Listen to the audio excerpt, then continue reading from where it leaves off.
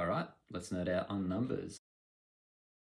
As of December 2024, Australia's population was approximately 27.4 million people. Annual population growth in 2024 was 7.1%, with net overseas migration accounting for a significant portion of that growth at 340,000 long-term migrants. That's people who stayed for more than 12 months. I'm just going to chuck a bunch of numbers at you guys for all those number nerds out there to enjoy and to help you make informed decisions moving forwards. Just a quick disclaimer, a lot of stats can't be dated to exactly 2025. There's a large census in 2021, so I'll use some of this information. I'm not a pro stats guy. If something is off, I'm happy for you to call me out on it. Chuck it in the comments, send me an email, whatever you need to do. I'm going to let you know my views really quickly before we get into it, just so you're not like shocked or something. Being Australian has nothing to do with skin color. It has nothing to do with the way you speak. If you're in Australia right now, and you got here because of hard work, because you followed our processes, that means you're Australian to me. You're a fellow Australian and I don't want you to leave. But, hear me out, I'm talking to my Australian family who are all here now. Just the ones that are here in Australia right now. Our 5-seater sedan, it's getting full. And we don't have the resources to upgrade to an 8-seater minivan. Do you get what I'm saying? I'm trying to say that right now, we've got to think about the Australians that are here and the young Australians that are here right now who can't afford homes, who are really struggling with rent prices and are a little bit lost. And I'm not sure immigration is helping. So that's what we're going to chat about. If you like my videos, click like and subscribe, really helps. They help me get information out to more people who can work on making Australian better and work on getting policies that are a bit better for all Australians. There's a very cool website called population.gov.au. So go have a look at that website at some point. Top 3 nationalities receiving permanent migration visa, 23 to 24, were India, China, and the Philippines. Together, they accounted for 44% of all of long-term immigrants. So, welcome to all those people. Glad to have you. India, China, and Philippine descent. It's very cool. Australia has one of the highest proportions of overseas-born residents in the world at 30% of the population. This is the highest recorded percentage since 1892. Australia is a place built upon different nationalities. And that's cool. I'm okay with that. I hope you're okay with that too. For the 23-24 financial year, the permanent migration program had a planning level of 190,000 places for permanent migrants. The majority of these places were allocated to skill streams, and that's 137,100 places for people, upskilling, like people who had special skills that needed to come to Australia to help us out. And then followed by the family stream of 52,000.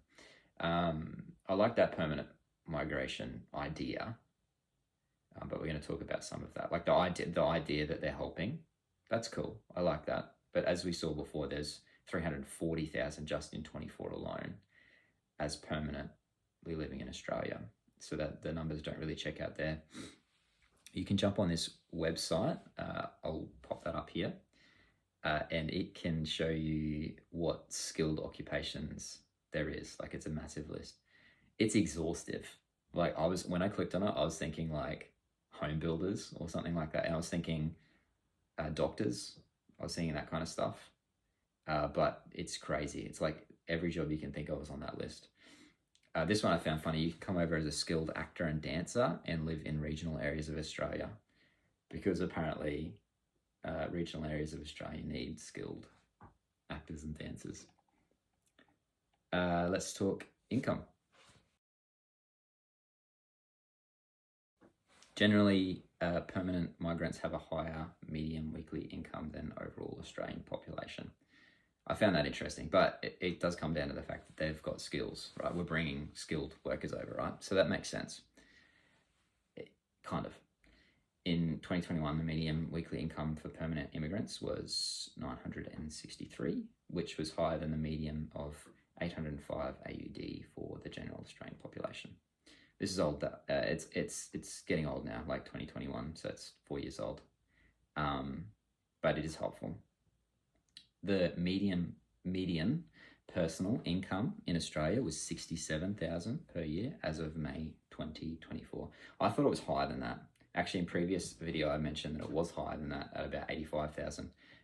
But the Bureau of Statistics clearly says that the median was only 67,000. And that's the median out of the 14 million working Aussies that we have. The national median house price in Australia is $920,000. If you do the maths, that's 14.8 times the median wage of an Aussie. So it's pretty high. That's difficult. Housing.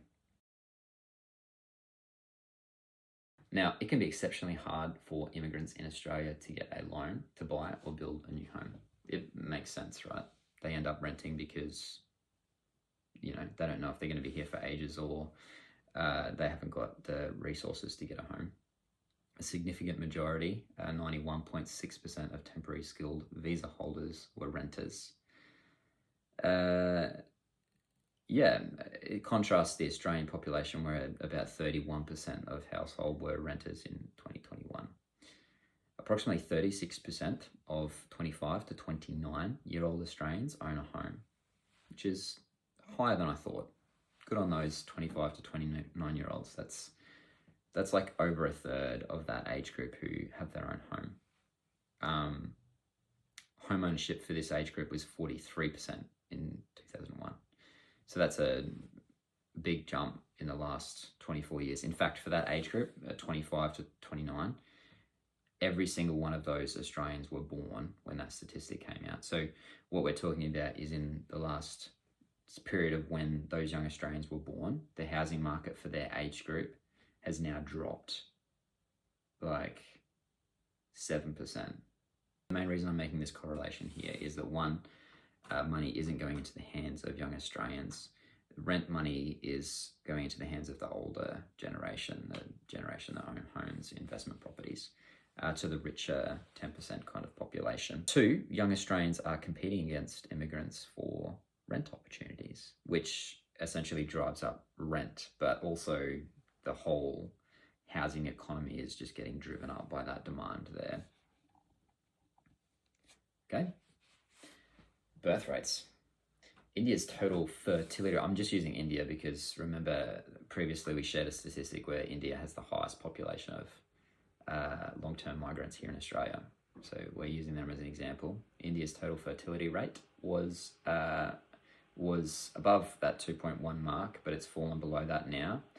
The TFR, so the total fertility rate, needs to be at 2.1 to replace the children. So each woman needs to have more than 2 children, right, to replace the 2 people. Maths. According to a 2025 report, India's TFR has declined to 1.9 births per woman, but it's much better than Australia's because in 2023, the TFR was 1.5 births per woman for Australians. That's the lowest rate ever recorded in Australia. It's looking like this year might be a bit better than that, but we'll see. Australia's birth rate peaked during post-World War II baby boom, the big baby boom there, reaching 3.5 births per woman. That's pretty awesome. That's just a family of 4 everywhere you go. That was the standard. A family of 4 kids, a family of 6 everywhere you go. That was the standard. Love it. 2 things I briefly want to touch on. Personally, I don't think we need to invite more people into our home at this point in time. Rather than outsourcing, we should be trying to train our young Australians already living in Australia. Doesn't matter where they came from, they're Australians to me. But those living in Australia, we can train those young Australians up now to do the skilled jobs that we need them to do. Does that not make sense? We're talking about workers who can work on construction sites, and we're talking about educators, and we're talking about health experts. These three sort of economic things here and farmers, people who make food for us, these four things here dominantly can be trained into our younger generation to look after everyone else in Australia. We don't need to bring people in to look after us. We can do that ourselves. So personally, I don't think it's worth the loss of homes to bring immigrants into Australia right now. I think that we'd be better on upskilling and investing into our future, just putting a hold on our migration policies for a little bit, just to alleviate some of that demand on homes. Yeah, that's what I'm thinking. It might not be forever. I'm just thinking that right now we need to alleviate some pressure in the housing market. I think if some exceptionally skilled people can boost our economy, they should definitely be invited in on contracts, but I just don't see how this helps at the moment. I think using Australians to help Australians would be better. I actually believe if we tell Australians at grade 10 what workers we need, what we need them to be, I think they will learn the skills and they'll rise up to the occasion and make Australia better. I just think we're not telling them. I think we keep telling our young people that they can be whatever they want to be and who they need to be. But I think a better way of looking at it as a society is to say, you guys are amazing, you ladies are amazing, and we need you to help Australia in this area. And that would be a better way than just saying, do whatever you want to do. I think if we encourage them and be really clear that we need help in these areas, that the men will rise up to be construction workers and women who are good at that. And then the women are going to rise up to be brilliant educators and brilliant health experts. I'm using genders there. I hope that doesn't upset someone, but I'm just using that just because that's how I grew up, you know. Right now, young Australians are really stressed and struggling with their housing situation. Less immigrants this year means less demand on houses, which means young Australians won't have to pay as much for the home that they're renting, and hopefully they won't have to pay as much to buy a home. We don't want to crash the market, but at this stage it's going to be very difficult to do. But just alleviating the pressure that immigration is having on the housing market might be a good thing.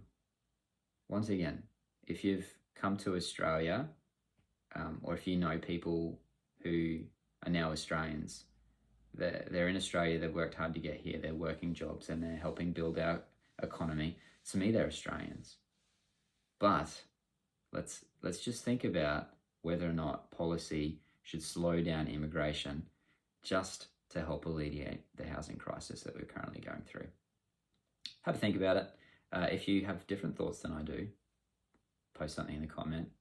If you found this information excellent, then watch some more videos. I'll catch you next time.